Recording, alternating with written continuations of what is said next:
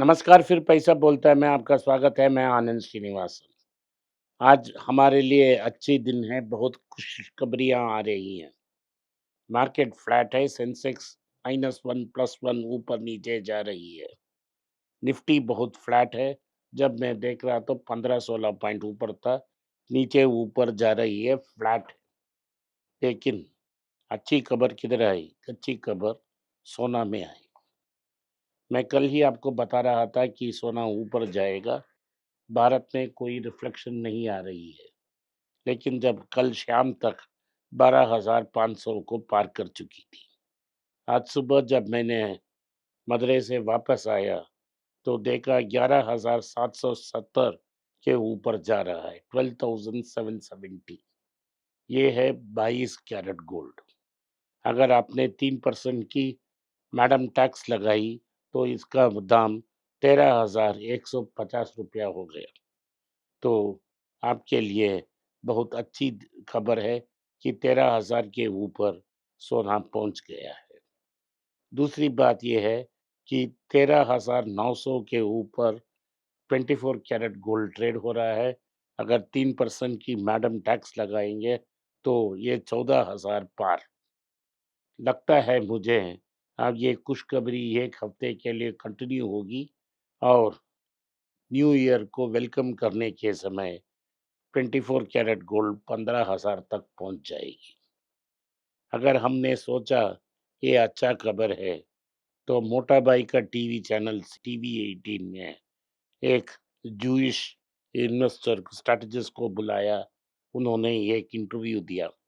वो इंटरव्यू में नीचे रख रहा हूँ, आप अंग्रेजी में सुन लो।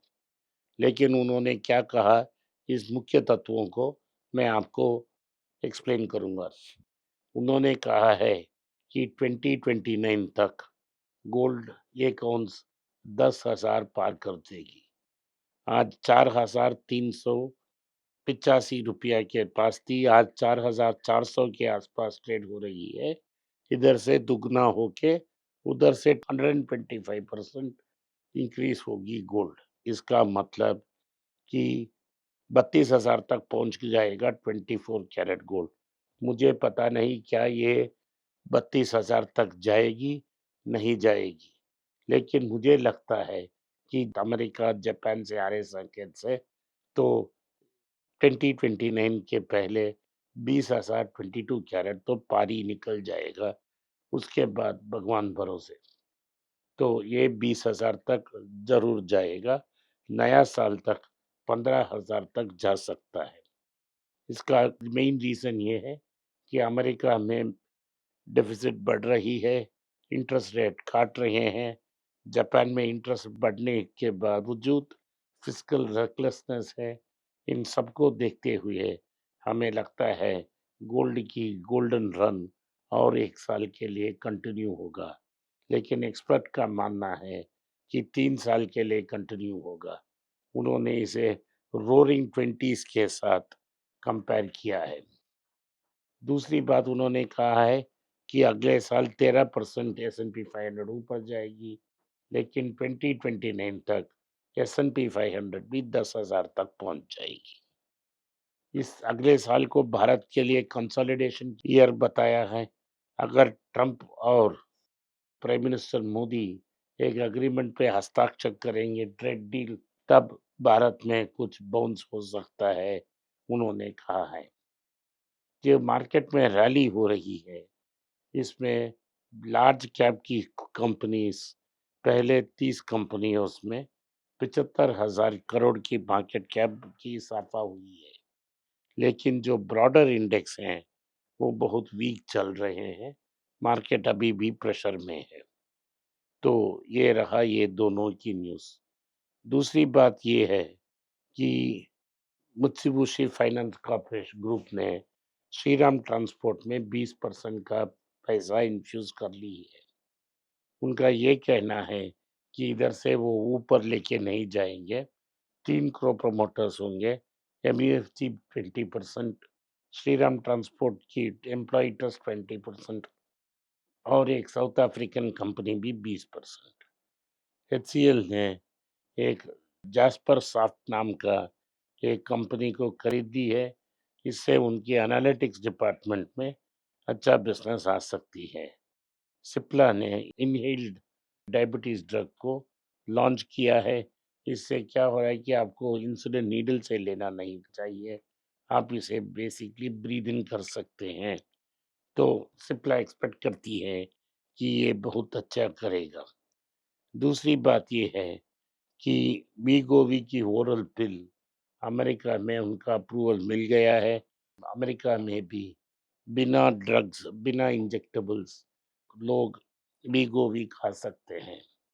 कल एमक्यूर एक इंडियन कंपनी नोवो नॉर्डिस्क ने वीगोवी को भारत में लॉन्च किया। 2200 रुपया वीकली डोज होगा, 8800 रुपया का होगा। तो इससे वीगोवी एक्सपेक्ट कर रही है कि उनकी मार्केट शेयर एक्सपैंड होगी। क्या ये होगी ना होगी हमको पता नहीं। अगली न्यूज़, गुजरात अंबुजा कंपनी जिसको अम्बानी ने खरीदा, उसमें है कि गुजरात अंबुजा में एसीसी और ओरिएंट सीमेंट्स को मर्ज किया जाएगा। इससे अदानी सीमेंट को स्केल मिलेगा। दूसरी बात है एयरक्राफ्ट रिपेयर्स, एमआरओ इंजन में भी रिपेयर्स में भी अदानी एंट्री कर रही है। अगर किसी बड़े लोग का आशीर्वाद है तो दुनिया के सारे बिजनेस में आप एंट्री मार सकते हो। अगली न्यूज़ ये है कि जो पेटीएम है, भारत में कुछ नहीं कर पाई। अब वो सोच रहे हैं कि इंडोनेशिया और लक्ज़मबर्ग में एक्सपेंड करके वहाँ नया बिजनेस वो लाएंगे। आरबीआई के बारे में न्यूज़ है। आरबीआई एक बैंक एक्सपेक्ट कर रही है कि आरबीआई रेट कट करते रहेगी जब तक ये 5% तक रेपो रेट नहीं आता है। अगर आरबीआई इतना अग्रेसिवली रेट कट करेगी तो डॉलर का दाम और बढ़ेगा, इन्फ्लेशन बढ़ेगा और रुपये को वीकन होता जाएगा। तो अगर रेट कट करती है सो ये सुनिश्चित है रुपये शतक मारेगी और 120 का लक्ष्य तक जाएगी। लेकिन क्या आरबीआई रेट कट करेगा? हमें इंतज़ार करके ही देखना पड़ेगा। एल&टी कहती है कि वो ग्रीन ऑक्सीजन के लिए इंफ्रास्ट्रक्चर कंस्ट्रक्ट करेगी और ग्रीन ऑक्सीजन एक बड़ा ऑल्टरनेट फ्यूल से के माध्यम से उभरेगा। तो एल&टी वहाँ ग्रीन ऑक्सीजन में काम करने की कोशिश कर रही है। वरुण बेवरेजेस जो पेप्सी की बोतलें है, प्रिसा नाम का एक बेवरेजेस कंपनी को अमेरिका में 1186 करोड़ रुपीस में कैश में कंसिडर की है। तो हिंदुस्तान जिंक में बड़ा रैली है। रैली का मुख्य कारण ये है कि सिल्वर की दाम इंक्रीज हो रही है, इसीलिए वेदांता और हिंदुस्तान जिंक अच्छी कर रही हैं। L and T green hydrogen as a fuel पे बेट कर रही है, इंफ्रास्ट्रक्चर में बड़ा इन्वेस्टमेंट कर रही है। अमेरिका से ब्रेकिंग न्यूज़ है कि H1B की नई अपार्टमेंट्स पे बैन है। अभी भी क्लियर नहीं है कि जो ऑलरेडी H1B में गए हैं उनकी स्टैंपिंग होगा कि नहीं। लगता है कि रूमर्स कहते हैं कि नहीं होगा, सो स्टैंपिंग नहीं होने से और प्रॉब्लम्स आ सकते हैं। ट्रम्प साहब ने कहा है कि 25 मिलियन इलीगल इमिग्रेंट्स हैं, उन्हें बाहर भेजना चाहिए। उनका कहा है कि अगर आप सरेंडर करें तो आपको $3000 मिलेगा और फ्लाइट टिकट भी अमेरिका देगा। तो ये नया डेवलपमेंट है। और उन्होंने कहा है कि जो टूरिस्ट वीज़ा है उसके लिए 10 महीने का वेटिंग पीरियड है। बिज़नेस के लिए भी 10 महीने का वेटिंग पीरियड होगा। आज के लिए इतना ही। आपने इस पॉडकास्ट को सुना, इसके लिए मैं आपका आभारी हूँ। हो सके तो वीडियो को लाइक कीजिए, चैनल को सब्सक्राइब कीजिए और बेल नोटिफिकेशन दबाएँ। इस वीडियो को अपने दोस्त और रिश्तेदार के पास भेजें और उन्हें देखने के आग्रह करें। नमस्कार, धन्यवाद, जय हिंद। नीचे एक ईमेल स्क्रॉल हो रहा है, इसका ईमेल एड्रेस है पैसा बोलता है .np@gmail.com। अगर आप मुझसे संपर्क करना चाहते हैं तो इस ईमेल में मेल भेजें, मेरी टीम आपसे बात करेगी। फिर से बता रहा हूँ मैं, पैसा बोलता है .np@gmail.com। इसमें आप मेल भेज सकते हो। मेरा टीम आपसे संपर्क करेगा।